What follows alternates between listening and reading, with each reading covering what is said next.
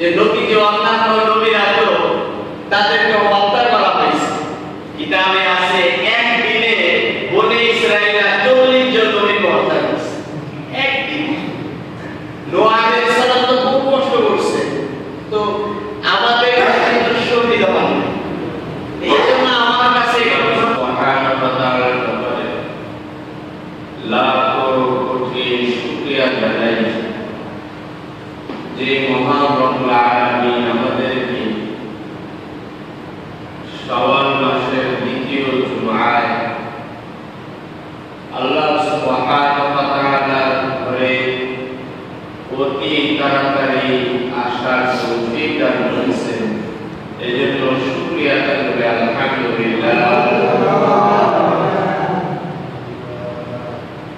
দিন আল্লাহ সুবহানাহু ওয়া তাআলার নিকট অতি প্রিয় মাহবুব। এই দিনকে দুনিয়ার বুকে টিকিয়ে রাখার জন্য আল্লাহ সুবহানাহু ওয়া তাআলা যুগে যুগে অসংখ্য অগণিত নবী রাসূলগণকে প্রেরণ করেছেন। কখনো আদম আলাইহিস সালাম, কখনো নূহ আলাইহিস সালাম, কখনো শীশ আলাইহিস সালাম, কখনো ইব্রাহিম আলাইহিস সালাম, কখনো দাউদ আলাইহিস সালাম, কখনো মুসা আলাইহিস সালাম। এইভাবে আল্লাহ সুবহানাহু ওয়া তাআলা এক একজন নবীকে প্রেরণ করেছেন। কখনো এমনও হয়েছে যে একই গোত্রে একসাথে দুজন তিনজন নবী আল্লাহ তাআলা দুনিয়াতে প্রেরণ করেছেন। এই গোত্রে এক নবী, ওই গোত্রে এক নবী, এরকম আল্লাহ তাআলা নবী রাসূল প্রেরণ করেছেন। সর্বশেষ আমাদের প্রিয় নবী সাইয়্যিদুল মুরসালিন খাতামুন নবিয়্যিন রাহমাতাল লিল আলামিন জনাবে মুহাম্মদুর রাসূলুল্লাহ সাল্লাল্লাহু আলাইহি ওয়াসাল্লাম, তাকে আল্লাহ তাআলা দুনিয়াতে প্রেরণ করেছেন। আল্লাহু আকবার। কেন এই নবীর সিলসিলা আল্লাহ তাআলা জারি করেছেন? 1 লক্ষ মতান্তরে 2,24,000 নবী রাসূলগণকে আল্লাহ তাআলা প্রেরণ করেছেন। মাকসাদ হলো যে এই দিন যাতে উম্মতের নিকট তারা পৌঁছায় দিতে পারে। সুবহানাল্লাহ। অন্য কোনো মাকসাদ না। এই দিনকে দুনিয়ার বুকে টিকিয়ে রাখার জন্যই আল্লাহ তাআলা যুগে যুগে অসংখ্য অগণিত নবী রাসূলগণকে প্রেরণ করেছেন। তারা উম্মতদিগকের নিকট আসতেন, উম্মতদিগকে বলতেন, একই কালেমা দাওয়াত দিতেন, ইয়া আইয়ুহান নাস কুলু লা ইলাহা ইল্লাল্লাহ তুফলিহু। হে লোক সকল, তোমরা বলো আল্লাহ তাআলা ছাড়া কোনো মাবুদ নাই, তিনি একক, তার কোনো শরীক নাই, তিনি ছাড়া ইবাদতের উপযুক্ত আর কেউ নাই। না কেউ তোমাকে খাওয়াতে পারে, না কেউ তোমাকে জীবিত রাখতে পারে, তিনি ছাড়া। এই দাওয়াত উম্মতের নিকটে দিতে থাকতেন আর বলতে থাকতেন যে যদি এই দাওয়াতকে তোমরা কবুল করো তাহলে তুফলিহু, তোমরা সফল কাম হবে। সুবহানাল্লাহ। বাস্তবে নবী রাসূলগণের এই দাওয়াত যারা শুনেছেন, আল্লাহ সুবহানাহু ওয়া তাআলাকে এক বলে যারা স্বীকার করেছেন, তারা দুনিয়াতে শান্তিতে সফলকাম হয়ে গেছে আর আখিরাতে এদের তৈরি হয়েছে অফুরন্ত নিয়ামতে ভরপুর জান্নাত। সুবহানাল্লাহ। আর এই দাওয়াতকে যারা মানে নাই, আল্লাহ সুবহানাহু ওয়া তাআলাকে এক বলে যারা স্বীকার করে নাই, আল্লাহ সুবহানাহু ওয়া তাআলাকে রব বলে যারা স্বীকার করে নাই,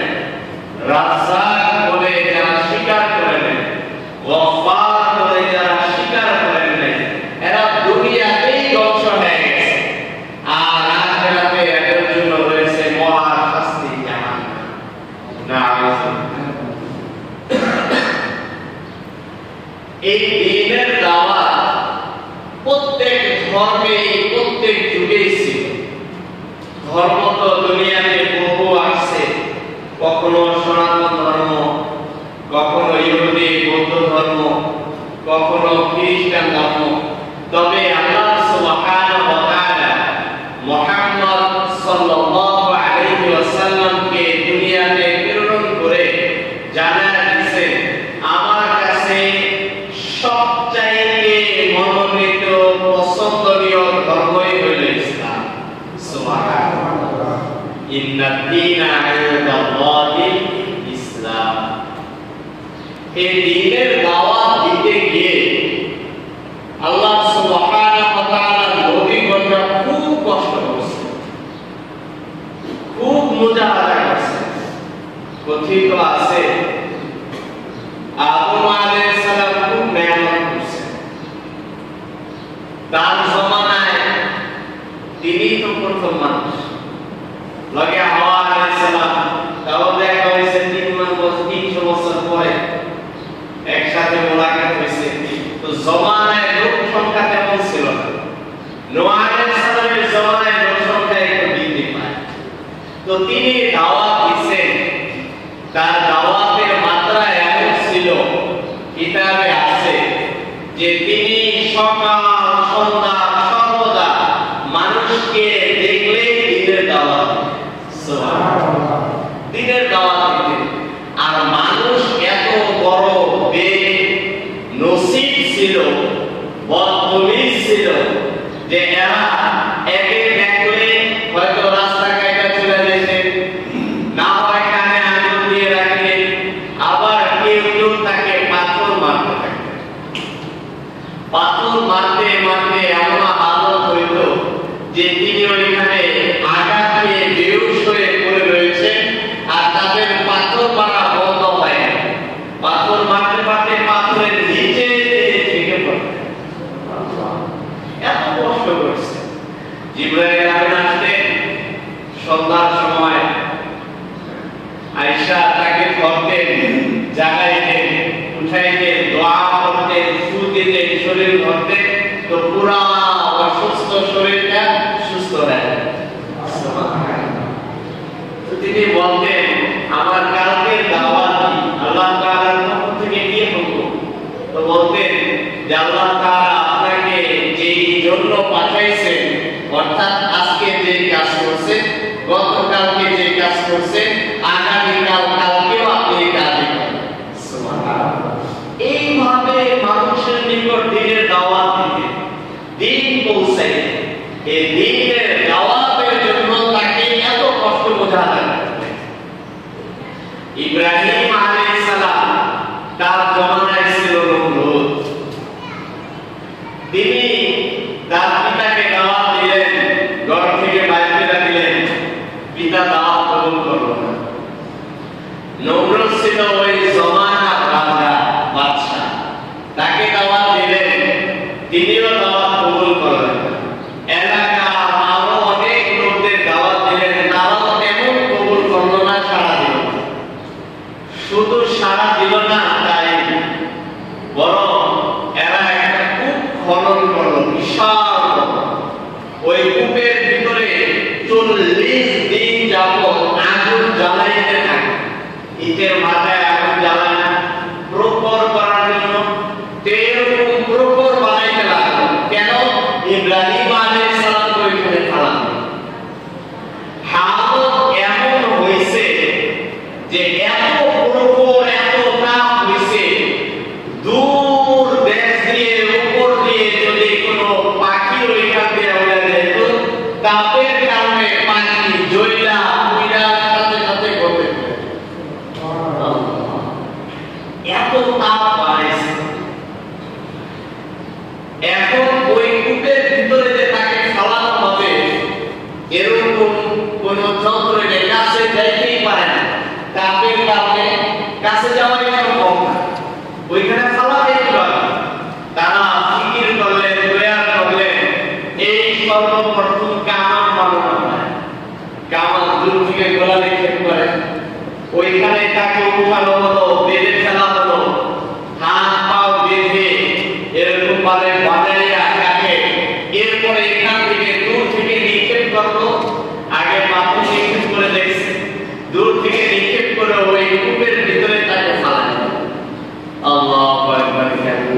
কেমন নির্যাতন করা হয়েছে নবী রাসূলদের।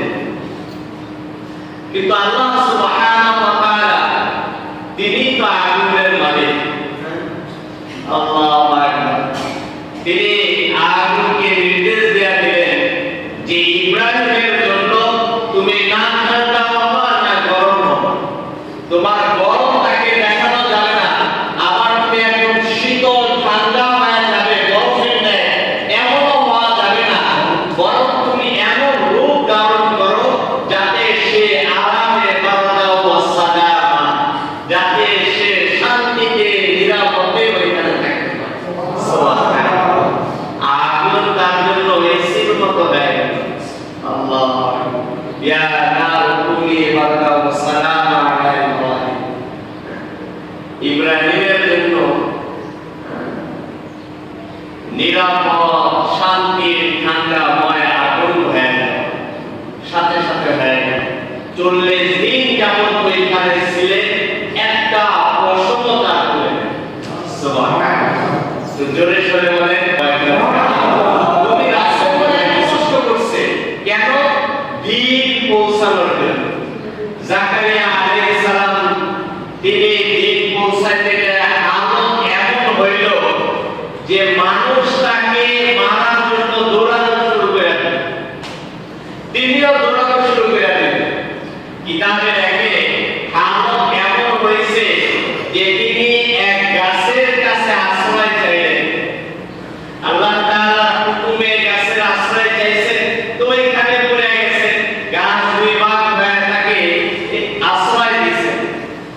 যখন এটা লোক দেখছেন তো তাকে করাত দ্বারা গাছ টুকরো করে পরিপূর্ণ বিপর্যিত করা হয়। নাউযুবিল্লাহ। কষ্ট দেওয়া হয়েছে। ঈসা আলাইহিস সালামকে আসমানে উঠায় নেওয়া হয়েছে। কোরআনে স্পষ্ট ঈসা আলাইহিস সালামকেও দ্বীনের দাওয়াত দেওয়ার জন্য মানুষ তাকে মারার জন্য ও উঠে পড়ে লেগে গেল। এক পর্যায়ে তারা ফিকির করলো তাকে মারতেই হবে।